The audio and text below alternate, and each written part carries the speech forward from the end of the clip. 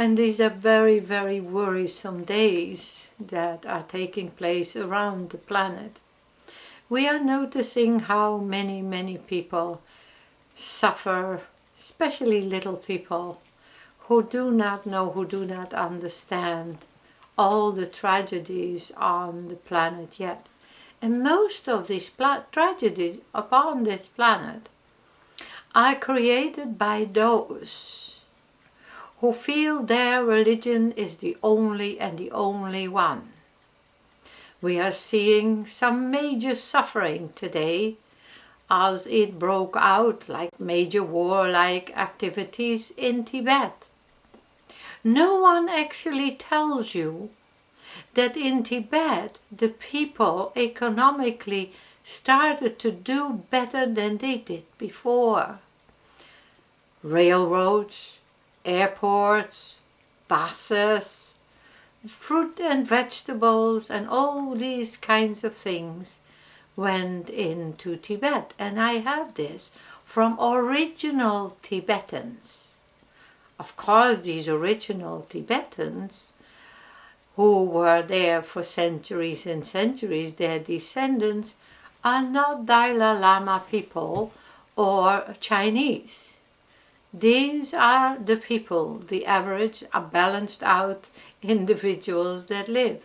And again we see here religion, anger, rage. When we look in Iraq, we see one supposedly same religion, all kinds of different branches attacking one another. No one understands that investigation of who these are really, who stoke up the fires and keep it going, what their benefit is for them.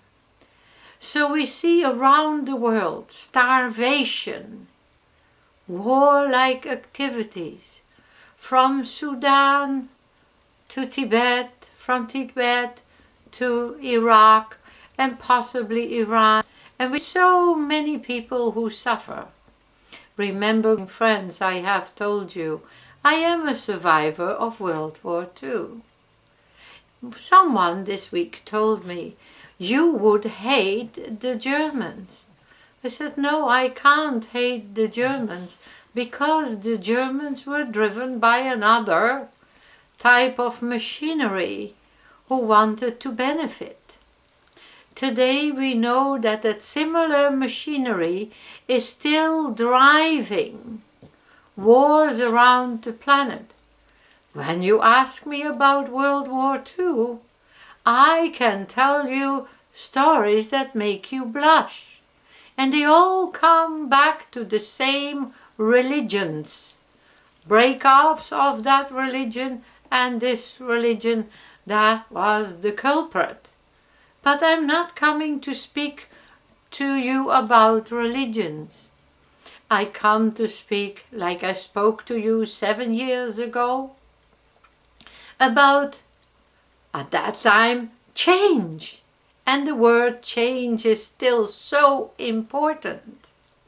I'm coming tonight to speak to you about care, caring. I mean, really caring. Those that have so much, those who control so much, should start to put themselves in the moccasins of those who suffer. Those who know so little about suffering need to rise themselves up and need to understand today it is these. Tomorrow it might be those, and the day after it might be them. As we are seeing more warlike and of course depression-like activities roaring its ugly head. I'm also asking you, as I am speaking, for Semper Fidelis Foundation, the organization for the disenfranchised. This organization is calling for care and it is calling to you in Canada, America, and everywhere around the planet to bring forth good, wise volunteers, preferable those who have experienced life and who are knowledgeable of life, to bring yourself forward and join hand in hand, heart to heart, around the planet. We are starting this project in Canada where we want to assist all the people who are living on the street, young and old, women and men and children who are going through hardship.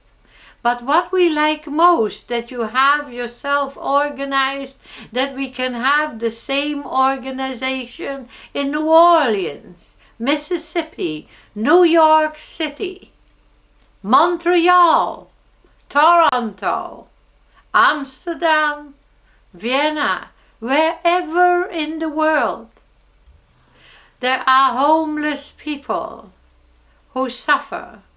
I know many of you have been brainwashed against socialism.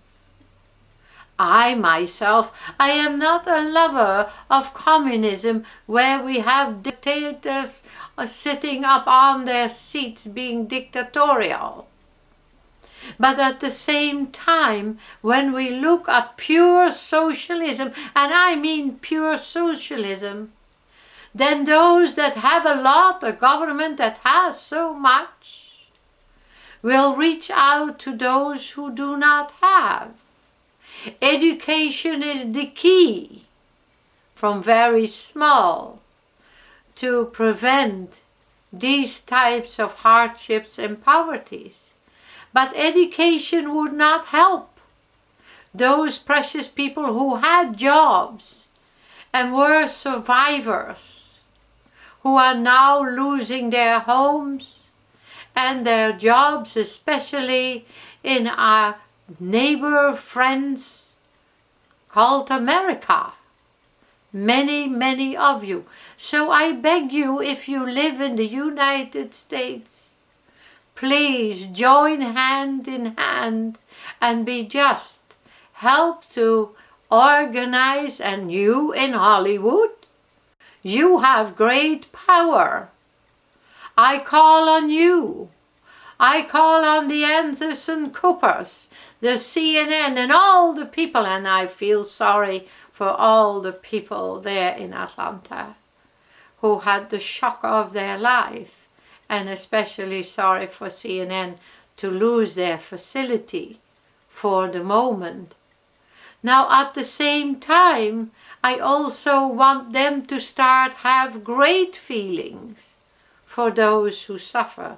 For many years, I helped the disenfranchised or the poor or the heartbroken, whatever you want to call them. I worked on the reserves, 40 below, to assist and to bring people food. I worked on the streets of Calgary, on the streets of Montreal, on the streets of course Vancouver, and I know all too well the heartbreaking problem. So I urge you to open your hearts and assist us and assist those that are seeking assistance for a life, for a better tomorrow. You came down to earth, whether you call the great creator, the great divine spirit, or whether you call it God. All of you live upon this planet, this marvelously created perfection. Let us raise up our souls and spirits to one more time learn to be in compassion. Greed never, ever saved anyone. Thank you so much.